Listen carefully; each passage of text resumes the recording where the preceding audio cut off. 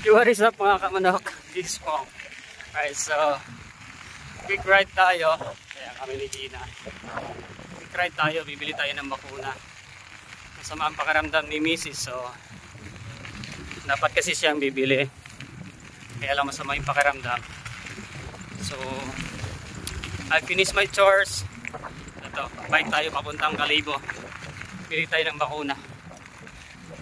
Kasi kailangan natin mabakunahan yung mga sisiw kasi may release tayo bukas. So at least kailangan silang bakunado bago natin ma-release. Tara, let's go!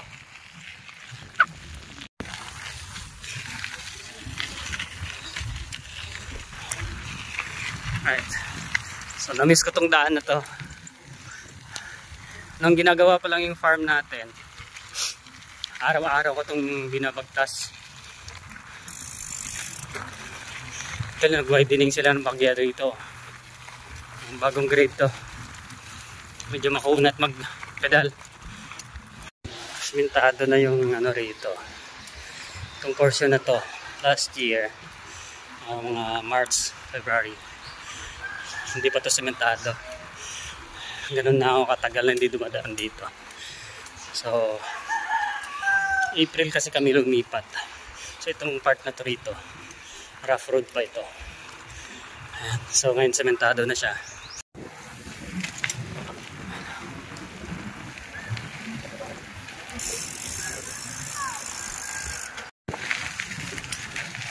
Itong dinadaanan kasi natin ngayon, dinadaanan ko ngayon, shortcut to.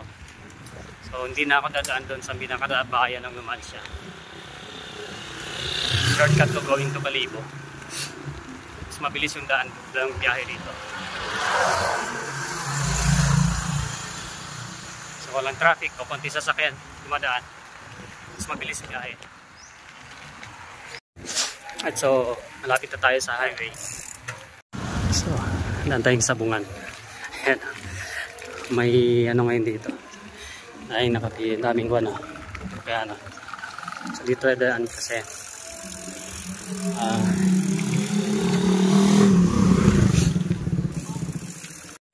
so doon pa dapat tayo sa kabila, pero dito tayo dumaan kasi mayroong ano rito, may poultry supply tayong dadaanan. So check natin kung may bakuna sila para hindi na tayo didiretso ng Kalibo.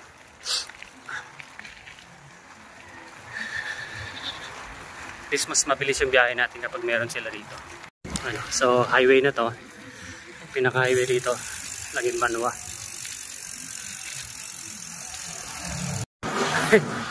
So counter lang tayo rito. Nandito kasi yung poultry supply. So dito tayo.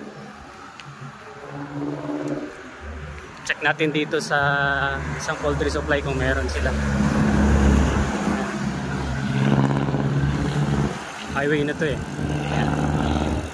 Diyan tayo bibili kay Gian and Janela. Check natin kung meron dito.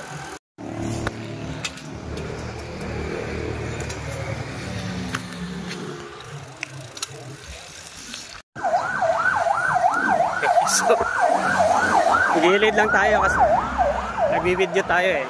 Alright. So may isa pa tayo ditong nadaanan kasi walang bakuna doon. So kapag meron dito, hindi na tayo didiretso ng Kalibo. But if wala, outside tayo, punta tayo Kalibo.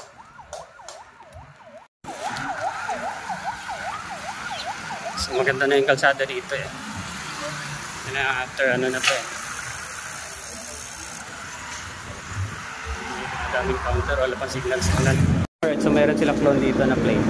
So clone yung bibili natin. Saan? Kali dito ako dati ito mga bumibili. 1.7. Tigpilay mo feeder, may isot ma'am. Tag 5 kilos.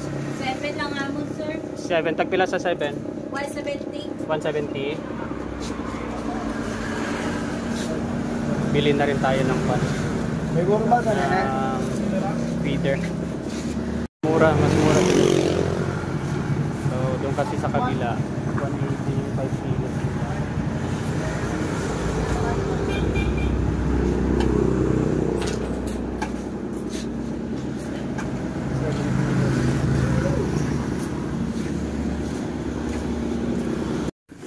Alright, yun. So nakabili tayo dun sa dati kong pinagbibilhan. Doon ako dati bumibili kay Kambal. So nakabili tayo ng bakuna. At the same time nakabili rin ako ng feeder na 3. So malalaki na itong nabili ko, 170. Yun, so pauwi na tayo. Nakabili tayo ng bakuna. So hindi na tayo nakarating ng Kalibo. Then dito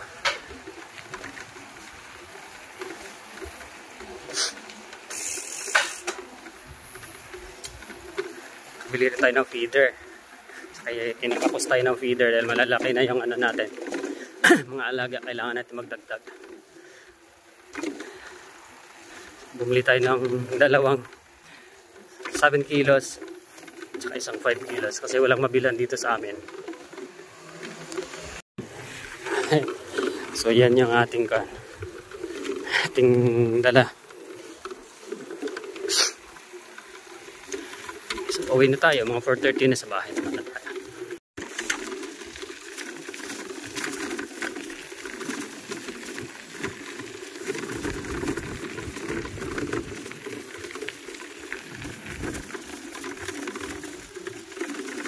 Hindi napagod tayong bagya.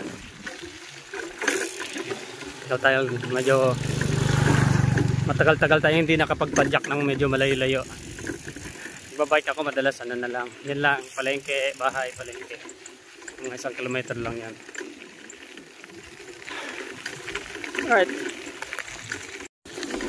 So kaya naman ako bumibili ng bakuna sa labas. Ayoko mag-storage ng bakuna kasi madalas nagba-brown out dito sa amin.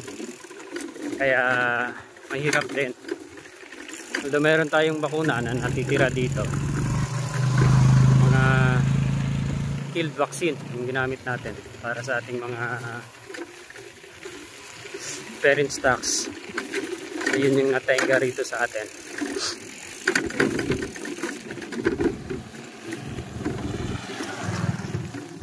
Yan yung na-store natin. But other than that, yung mga live vaccine, hindi tayo nag-store kasi madalas nga nagba-brown out. Tapos wala kaming generator.